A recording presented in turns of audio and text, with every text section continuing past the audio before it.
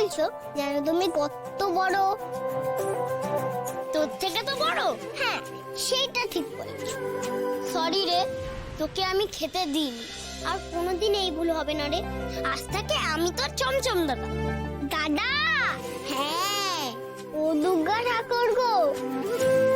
তুমি আমায় এত পাইয়ে দিলে যে এখানে আসার আগে আমার কেউ ছিল না, কেউ না। যে এখানে এলাম অমনি দাদা পেলাম, মায়ের মতো মাসিমণি পেলাম।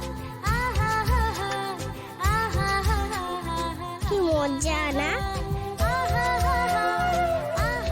শুধু কি তাই, আরো আছে। ছোট মা তোর মা হলে ছোটকা তোর বাবা হলো, তাই না মা? না, আমি ওর বাবা নই।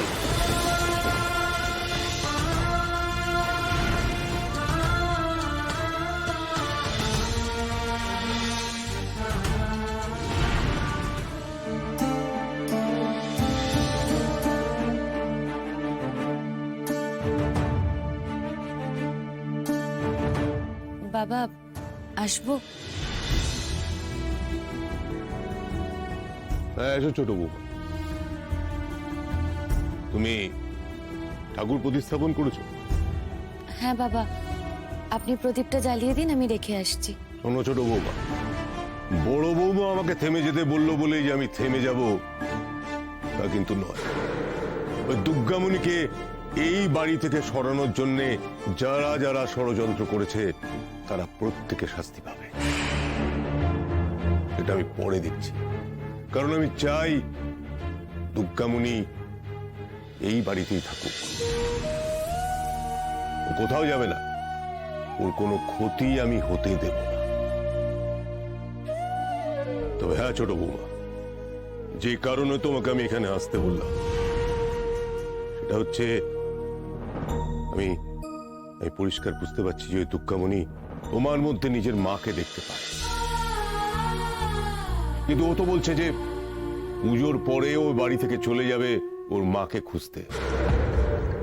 সেটা কিছুতেই হতে দেওয়া যাবে না, সেটা তোমাকেই আটকাতে হবে। এই কাজটা তোমাকেই করতে হবে ছোট বৌমা। বাবা, আমারও ইচ্ছে ওকে এ বাড়িতে রাখার। রাখো, আমিও তো চাই। আমার অভিজ্ঞ চোখ বলছে তুমি তুমি পারবে। আমি আমি একটা কথা বলি তোমার ছোট বৌমা, তুমি তুমি দুর্গামণির সঙ্গে অ্যাক্টিং করো, মায়ের অ্যাক্টিং। মা সেজে তুমি ওকে অনেক অনেক আদর দাও, এরকম করো, আহ্লাদ দাও। এমন ভাবে ওর সাথে মায়ের অ্যাক্টিং করো যাতে তোমার টানে ও এই বাড়ি ছেড়ে কোনোদিন যেতে না পারে। ও নিজের মার কথা যেন কোনোদিন মনে না পড়ে। কি পারবে তো সেরকম অ্যাক্টিং করতে? আমি জানি দুর্গামণি যদি এই বাড়িতে থাকে তাহলে আমি ইলেকশনে জিতবই।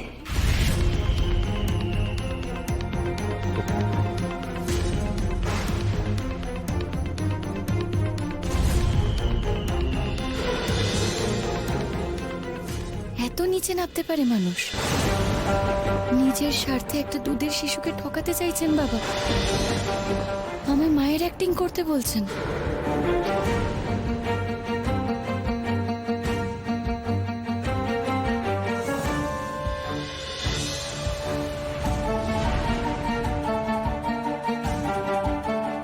এমন ভাবে ওর সাথে মায়ের অ্যাক্টিং করো যাতে তোমার টানে ও এই বাড়ি ছেড়ে কোনোদিন যেতে না পারে। যাও, প্রদীপটা রেখেছো ছোট বৌমা?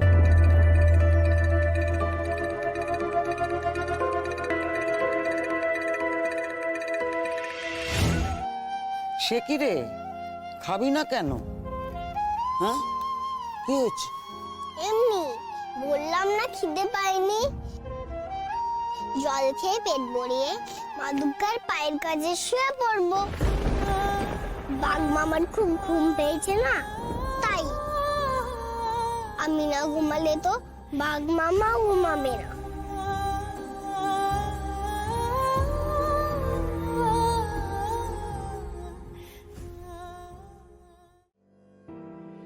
নিজের শ্বশুর বাড়িতে ফিরে যাও, আমাদেরই খাবে।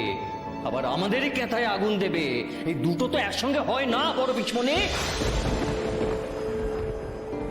কেন খাবি না তুই? সত্যি করে বল, এ বাড়িতে তোকে কেউ খাওয়ার খোঁটা দিয়েছে? তাই জল খেয়ে পেট ভরাবার কথা ভাবছিস?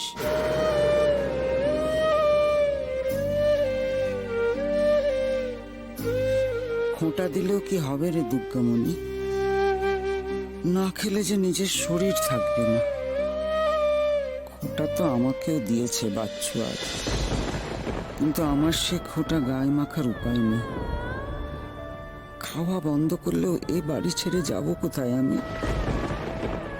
নিজের বলতে তো কেউ থেকেও নেই, তাই উপায় নেই আমার।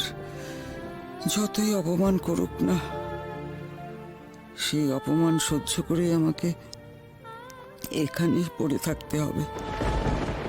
হাগো, তোমারও বুঝি যাওয়ার জায়গা নেই? তোমার আর কেউ নেই আমার মতো?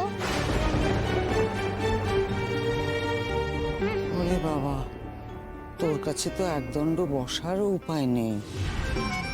ঠাকুর তোকে এটা আশীর্বাদ দিয়েছেন না অভিশাপ? অভিশাপ আবার কোন সাপ গো? আমার কাছে তো কোনো সাপ নেই। আমাদের আশ্রমে একবার গোপ্র সাপ এসেছিল গো। সে নাকি খুব বিষধর। ও বাবা, কেমন করে ফোনা তুলছিল। আচ্ছা, এই অভিশাপের কি বিষ আছে?